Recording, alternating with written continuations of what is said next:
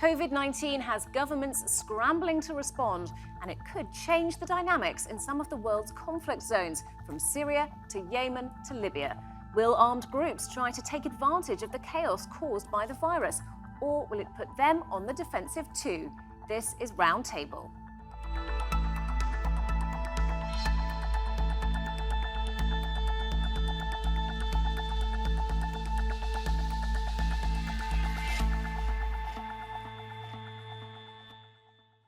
Hello, I'm Robin Dwyer. COVID-19 is having a drastic impact on what are normally the most stable societies. So, what about war zones? Will the outbreak change conflicts in unexpected ways?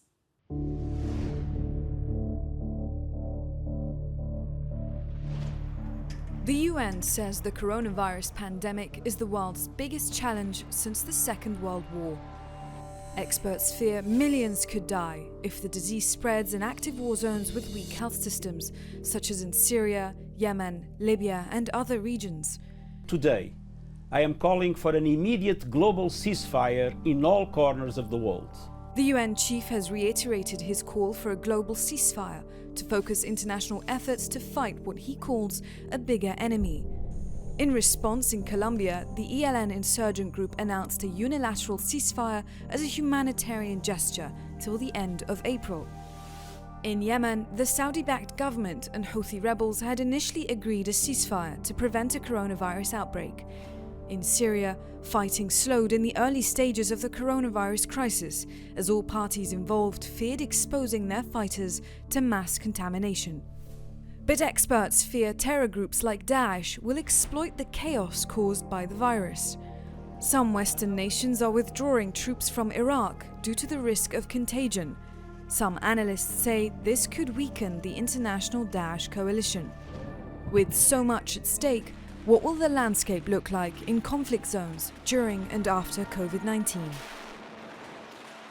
Joining us via Skype from London, we have Mukhtar Karim, who is the founding trustee and CEO of the Lady Fatemah Charitable Trust. We have Isabelle Arradon, who's the research director at the International Crisis Group.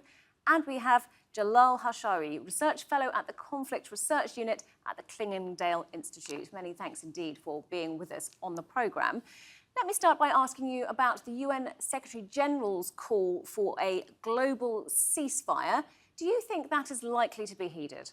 I think that could have a fairly mixed reception between countries that are already facing an outbreak of COVID-19 and perceive that danger, to other areas where it's not as open and apparent for them.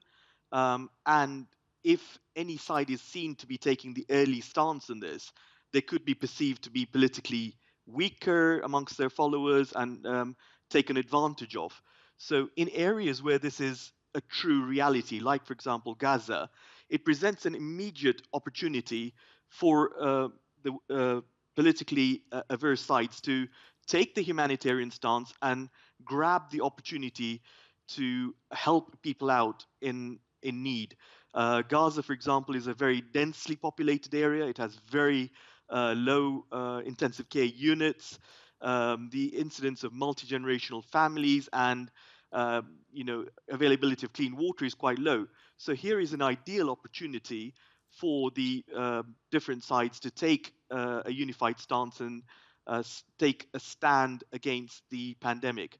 Other areas like Yemen, for instance, may take it differently, in that if sides are warring for control of territory, to have one side call a ceasefire or have measures to contain COVID may not be taken seriously, and the opposing side might just jump in and say, hey, here's our opportunity to grab some more territory, exert political control, and take advantage of the situation. I must say it's been a very important call from the UN Secretary General Guterres on the 23rd of March.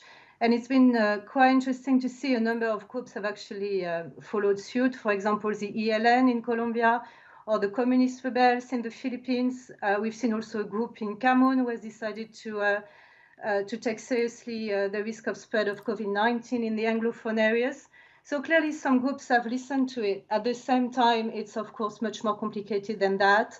Even in Yemen, so far, it's still at the level of rhetoric, and there is still ongoing violence, which is incredibly worrying, of course, because the potential humanitarian catastrophe could be on top of years of war there. And we also see in other contexts like Afghanistan that the violence has actually increased in the rural areas compared to February.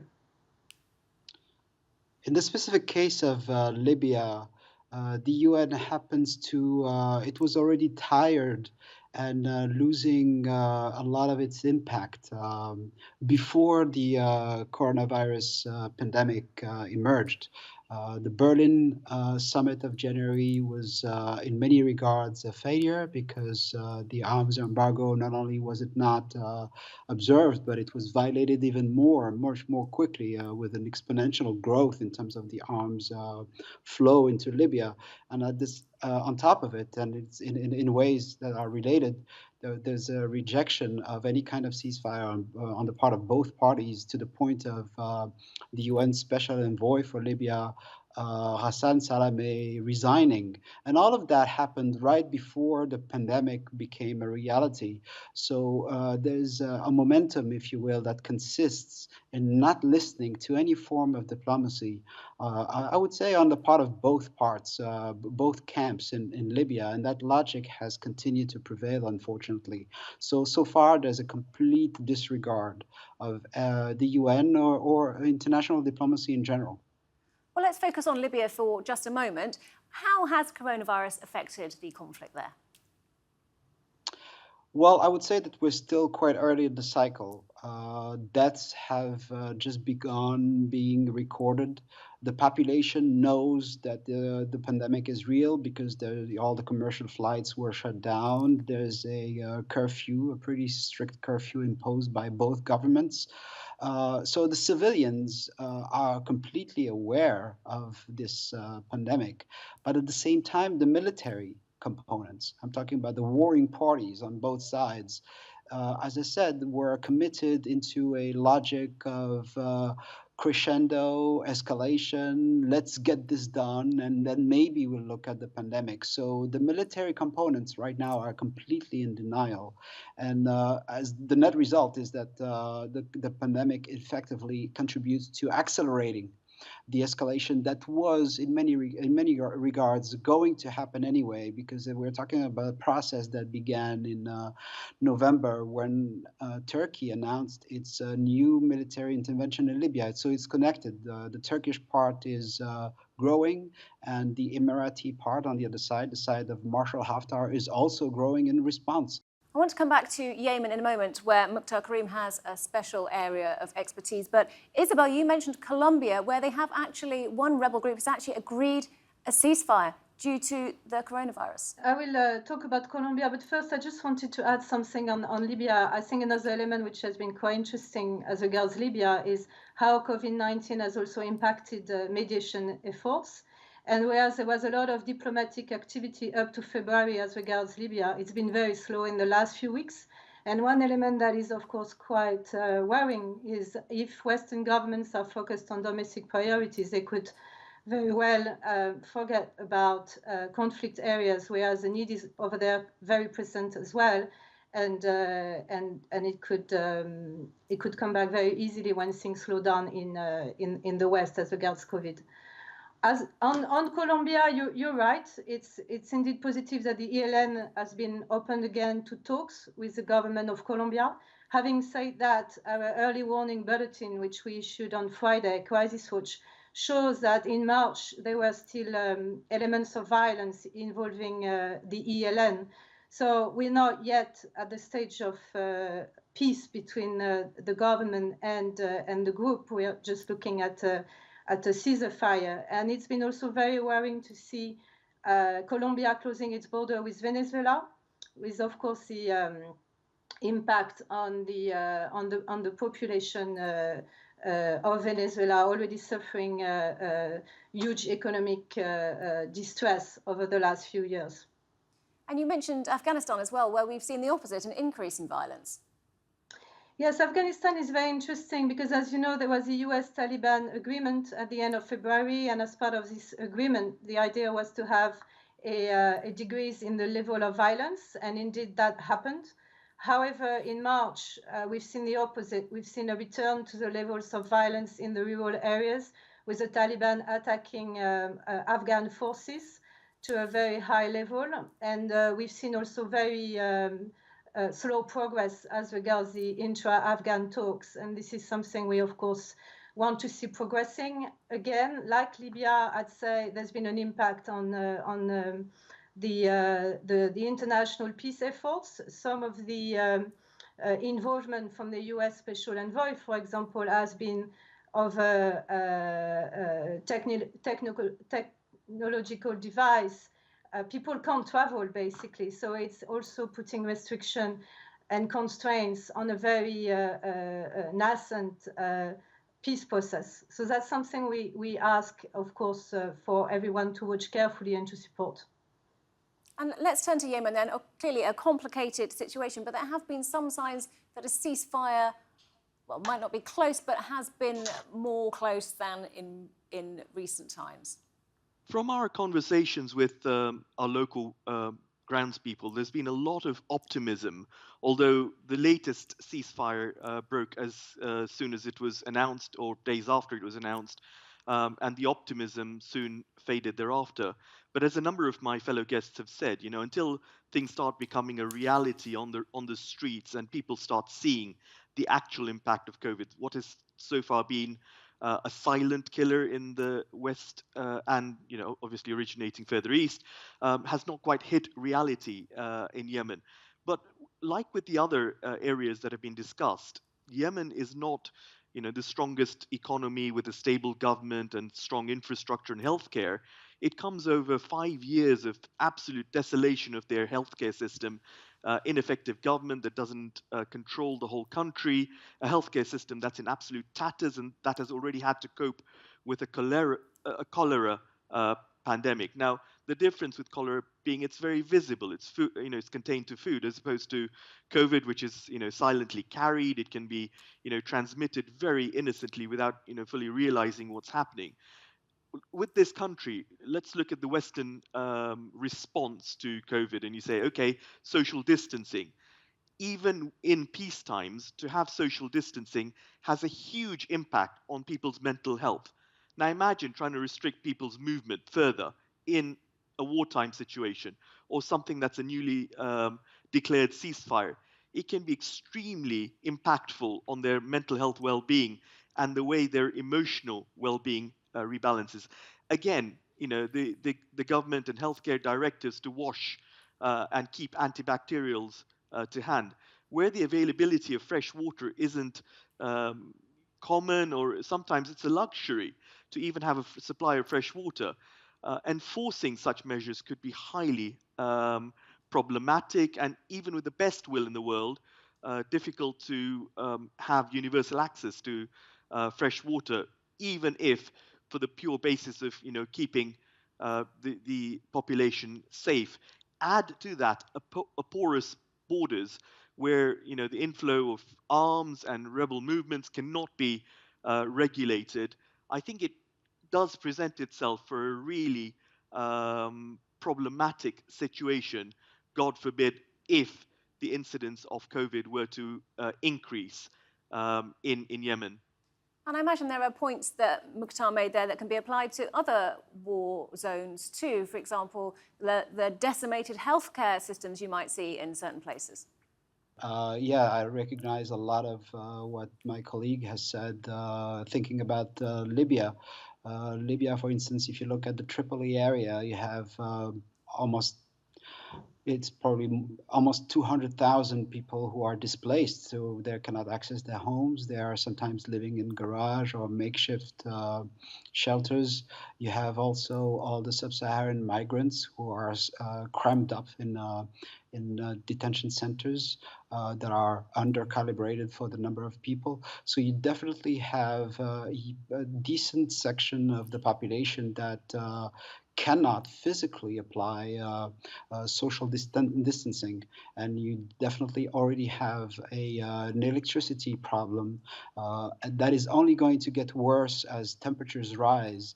And of course, electricity is linked to the distribution of water, particularly in Tripoli. So you could imagine water becoming scarcer and scarcer as we go into the summer. So none of that has happened already, but you could easily imagine the progression becoming much more painful in the coming weeks. And how do countries where there are several different factions manage to agree and enforce something like a lockdown in order to protect people? Well, it's a good question. I think what has just been described by my fellow speakers here is so right. Those who are displaced or refugees are particularly at risk. What we've seen is, because here in a way you're talking about how do you enforce lockdown, but then of course in context of camps, etc., people are already somehow confined. However, they are very much at risk if the disease starts to get in. I'm thinking about the camps in Bangladesh, where we have about 1 million Rohingyas. I'm thinking about Al-Hol camp in Syria, where the situation is already atrocious as regards sanitation, especially for the women and the children who are there. Of course, we mentioned Yemen. Currently, we are estimating that there are about 70 million people who are asylum seekers and refugees worldwide, according to UN statistics. All these people are very much at risk. And I think in relation to armed groups, what is very true and what we've seen over time is that it has to do with political calculation. Will they have an interest in enforcing ceasefire, or will they have an interest in continuing fighting? Will the international community turn a blind eye as to what is happening, or will it continue to actually force the different groups to come to the table? It will depend on the different context, what happens next, but it's extremely worrying, I would say, in the medium to long term, if there is not pressing attention to this different context. And you mentioned countries focusing on their own domestic agenda rather than perhaps looking outwards. Does this then offer some kind of opportunity to potential armed groups to make some kind of headway? Do countries looking inward risk welcoming, or perhaps not welcoming, do they risk allowing other groups in? Well, the way I see it is more like Libya. If the West is not paying attention to the situation at its borders, of course, it gives a free rein to the armed groups from within the country. The way I see it in relation to governments being focused on domestic issue is more potential new localized violent conflict in places if people start pushing back against COVID-19 measures that they feel are not fair. We've seen that in Kenya, for example, where there have been some clashes between people and security forces, several dead. We've seen also pushback in India. We've seen a demonstration in Niger where also people contested the COVID-19 measures. We've seen delays in election in various contexts, for example, in Sri Lanka, and if that drags on over time, then you could see elements within the population contesting the situation. So that's more at this level that I would say one could see emergence of some localized violence. That's really interesting way of looking at it, because aside from the warring sides or the government's ability to enforce a lockdown or ability to provide good healthcare or access to basic needs, and I think food will become a huge area for control of resource as well as water, as it always has done. But in terms of the makeup of some of these families, you've got the family units headed by the mother, who may not have any formal education, who has just come to terms with the death of her husband, children grieving the death of the father, the orphans being in high trauma, and then having yet another issue to cope with that is far less visible, that they have far less education to realize the extent of what is happening, and then have unfair or unequal government or rebel-led measures to try and contain or keep that position from spreading the violence worse. So it lends itself to a multifaceted problem where COVID is coming on the back of some very, very difficult issues as things are, without anything else making it more complicated. Can I just say something about the enforcement of the lockdown? In Libya, I think it tells a lot of new things about the conflict for people who are wondering about the nature of this war. The civilians are very willing and committed to self-regulating and applying the lockdown. They don't need to be policed. They understand the risk and they understand the rules. So the problems of enforcement turned out to be much smaller. And this is a great way of realizing the huge extent of the divide between the civilian population that doesn't like the war in any way versus the warring parties. And of course, those are not focusing on fixing the health system or anything like that. They're just interested, for the time being, in continuing the flow of weapons and mercenaries from the outside, and that implies a constant exposure to new sources of the coronavirus and continuation of the war. So there's it's a reminder of how foreign, I would say, the civil war, or how internationalized the civil war is in Libya. The population would love to just follow instructions and treat the coronavirus as a priority. But the foreign states, for instance, continue ejecting foreign mercenaries and weapons for the time being. Hopefully it will slow down, because at some stage I think they will realize that the consequences on themselves are also very, very tangible and serious. I think you're absolutely right there in terms of a civilian population that's tired of armed conflict around it. And I don't think there's any civilian population around the world that wants to see the continuation of armed conflict and further loss of lives. But the practical challenges of being locked down at home to a population that is highly dependent on food aid, that has very few economic resources to rely on, that is highly traumatized, and whose mental health is stretched and challenged as it is, from both self-regulating to stay at home, staying safe at home, having the right antibacterial measures, and knowing what to look out for in COVID, and the right education system, and also knowing that there is a supply of food available for when their resources run out. I think that is the wider challenge, rather than the armed groups having to tell them not to roam the streets and further spread the disease. We mentioned You're earlier very correct. There's a food crisis hanging on Libya. It's not a reality day to day yet, but because of all kinds of economic phenomena, including an oil blockade that was introduced just before the pandemic in January, we could definitely, the Libyans could discover a much more severe shortage in terms of food in coming weeks. That shortage hasn't materialized yet, but you're very correct. It could become a reality, a very painful reality within a couple of weeks. So we mentioned the distracted international community. I wonder if then, lastly, the bigger threat is a potential humanitarian disaster, rather than perhaps the rise of an armed group like Daesh.